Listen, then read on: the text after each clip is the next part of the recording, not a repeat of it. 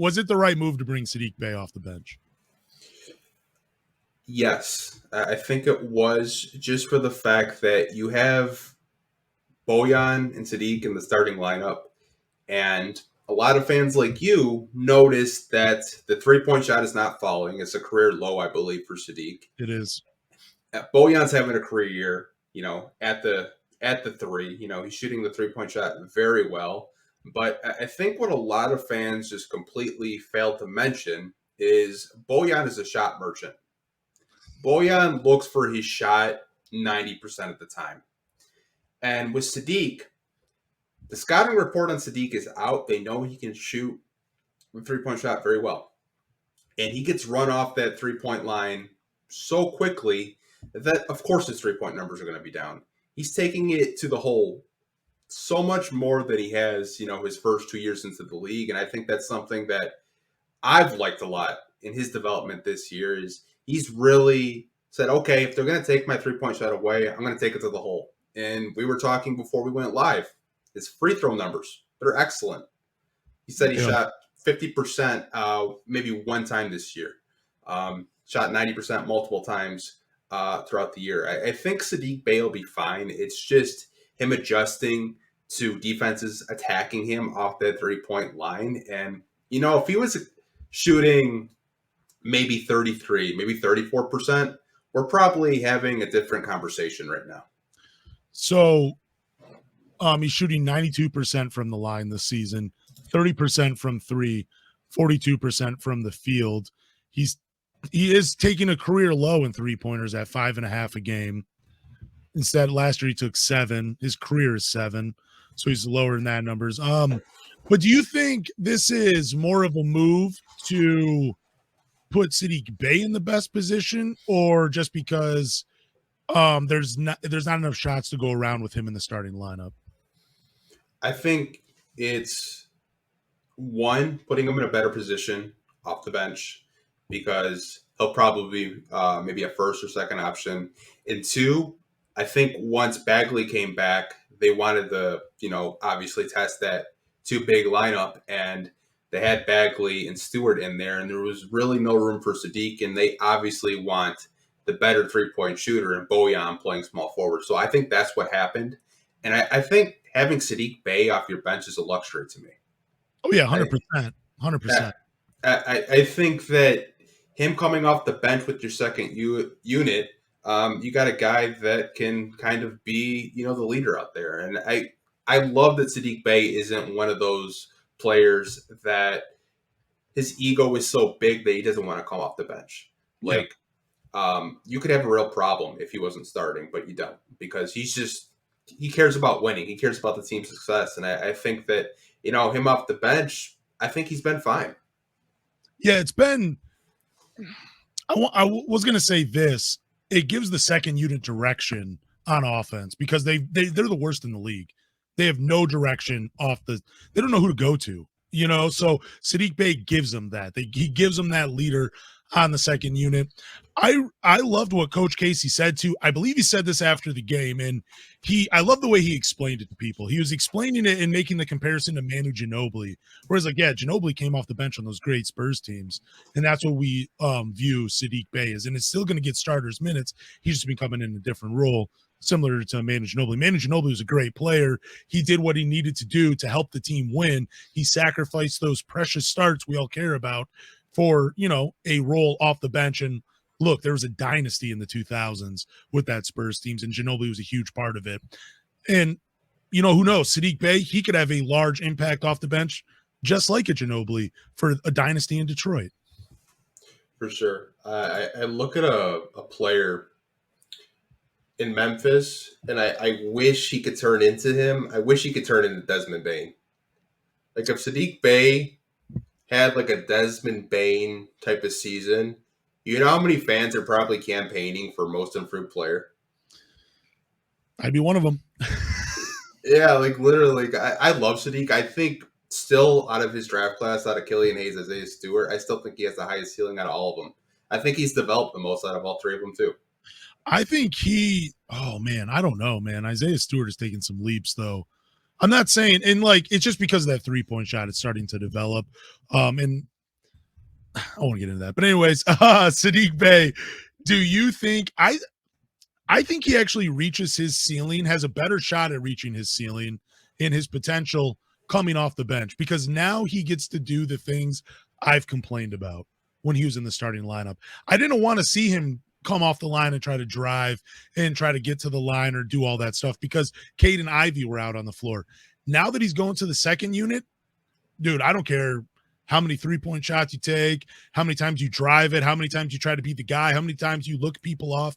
I don't care about any of that. Just go out there and try to score as much as you can in the second unit. And I think that's the best role for Saddiq Bey. It's funny. I had a buddy of mine who's a media member out in Sacramento, and he saw that Bagley was starting, and he automatically assumed that the Pistons were looking to trade Saddiq Bey. Just from a national perspective, like outside teams, like trying to look in, they think that we're trying to get rid of Saddiq, which is probably the farthest thing from the truth. I think he's probably one of the most valuable building blocks this team has right now. And to your point, yeah, it was frustrating having him in the starting lineup of him, not shooting threes, trying to, force it for layups or, trying to get to the basket and, offensive or the defensive teams, setting for charges, and then it would be a turnover. But I think off the bench, he can kind of get back to what he was doing his rookie year and his second year of the league. And it's just, light it up from three. Being that guy off the bench, it can just be a flamethrower from three and kind of be a leader off that bench with Killian Hayes out there. Man, I hope him and Killian Hayes, that's going to be fun to watch. Like Killian just feeding Saddiq Bey, and he's just going to keep eating and eating and eating. Yeah, that's going to be fun.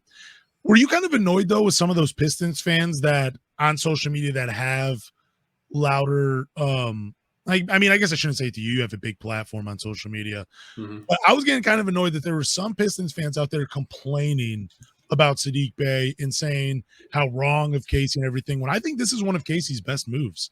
So I guess I'm asking is, do you think this is one of Casey's best moves? And were you just annoyed with Pistons fans complaining about the move before we saw the results? I wasn't too annoyed because I knew that's something that they have talked about. I mean, in the summer league, like they hinted that they wanted to have, Durant and Stewart out there. Like this has been in the plans. It's been in the works for months. So it shouldn't really surprise anybody that, someone had to come off the bench, whether it was Bojan or Saddiq. They just chose the guy that is shooting a less percentage from three, and it makes sense. I think I will give Casey credit for actually having the balls to do it and actually saying, hey, Saddiq, we're going to have you come off the bench. Bojan fits better with Cade and Ivy than you do right now, and we just kind of need your leadership off the bench of being, the guy off the bench that can lead the second unit. From that aspect, yeah, I'll give Casey some credit, and I give Saddiq credit for not bitching and moaning coming off the bench. Do you think? No, I'm not even going to ask that question. I saw something on Twitter. You can share your thoughts when I share it, but I had seen someone say that Bey didn't deserve to come off the bench, and then someone had said, "Well, hey, look, he lost his starting spot. He played poorly. He struggled. It was the best move in Bagley. He may not have earned it, but basically Saddiq Bey had been demoted. So even though I know you and I are talking about how it's a good move, what do you say to people that think Saddiq Bey it was a demotion for him? Like, how do you, I guess most of us would just avoid it, but I don't know. I was kind of annoyed by that too. And I guess I already had asked you that question, and I'm rambling on right now, but I don't know. I guess I'm just tired of Pistons fans sometimes complaining before we see the results of something. And that's what I was getting. That's where it was just coming from. I don't know. Yeah, I put out a mock draft a couple days, I think yesterday. I know you asked about the Saddiq thing, but just getting back to the fans' point. Yeah. I saw so many fans when, the Pistons are mocked to take Scoot Henderson, who's a point guard in the overtime. No, I'm sorry, it's not overtime elite. It's the G League. Yeah. team right now. He's killing the G League, by the way. I think he's averaging like 25 points right now as an 18-year-old. They're like, why would we take another point guard? We should just pass on him and we should take a center, or we should take it's just this fan base sometimes they don't do themselves any favors. Yeah. They are so argumentative and they're just so against logical thinking sometimes. You get to the point where you're like, it's not a bad thing for Saddiq to come off the bench. Bojan's playing better than him right now. He's a better three-point shooter. He's got chemistry with Cade. He moves off the ball better. Like, the reason why Saddiq's coming off the bench is because Bojan has played better, and they want to play Bagley and Stewart together. And eventually they want to play Duren and Isaiah Stewart together. So this was coming. So maybe it's the casual fan not really staying up to date with the beat writers here in the city that try their best to educate these fans, on a nightly basis, saying like, hey, this was coming, this was in the works. And these fans just don't pay attention to it unless it's coming from Woj. I guess they're kind of ignorant towards it. That's just my my optics from like looking on Twitter, looking on social media with Pistons fans is they get very surprised when they see a lineup change and they were expecting Saddiq to stay in there. Yeah, thank you, by the way, for cleaning up what I was saying. I'm glad that you were able to transcribe that mess of ramblings I was just saying a few minutes ago. I appreciate that. Yeah, I guess my thing is I hate when fans automatically go to the negative side of things. Like we were talking on this podcast for a couple weeks now. Well, at least we had brought up the topic of bringing Saddiq Bey off the bench, and I had pointed to how it might be a positive thing. I just hate when this fan base automatically just goes to, well, Saddiq Bey was demoted because he's playing like ass. He played like crap. Coach Casey, there's nothing else he could do.